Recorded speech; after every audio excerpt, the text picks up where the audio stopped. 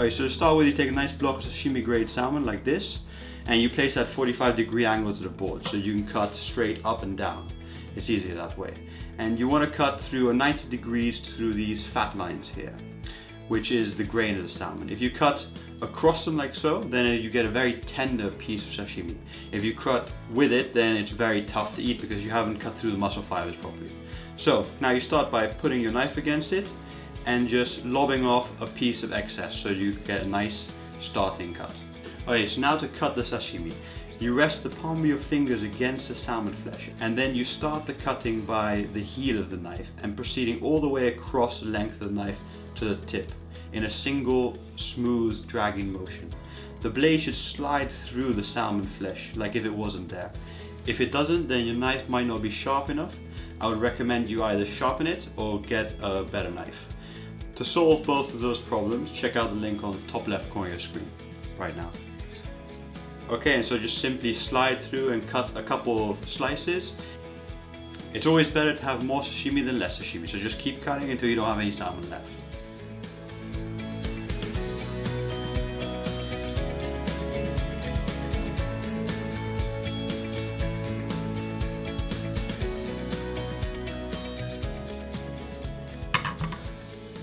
Okay, so now to assemble it all.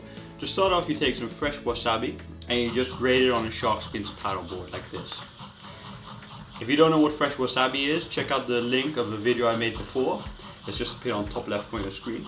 And once you're done grating it very finely on the shark skin paddle board, you just scoop it all up and make a little ball and just leave it on there. There we go. And then you're going to need to know how to make some sushi rice. A link is also appeared on the top left corner of the screen to know how to make seasoned sushi rice.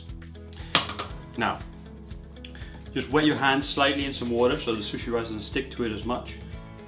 And then you grab a small little sphere of sushi rice and you form it into a ball in your hand.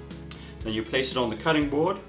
You take one of your slices of sashimi salmon and you lightly wrap it around your sushi rice ball. Then press on the inside with your thumb. Now you take a small dab of wasabi and you just place it on the inside on the rice, and then you top it off with some salmon roe. It's a very simple recipe this, but it's just important to have great quality produce and just add it all together and just create something magnificent. Okay, so now to plate up your sushi. Take some cucumber slices and spread them out thinly and evenly across a cutting board with even spaces, and then you slice off both sides of the cucumber slices with a knife, just like so. Once you're done, just pick up your cucumber slices and move them over to one side. And then bring over your plate. Place your cucumber slices onto the plate, curling one side over itself into a sort of cucumber wave.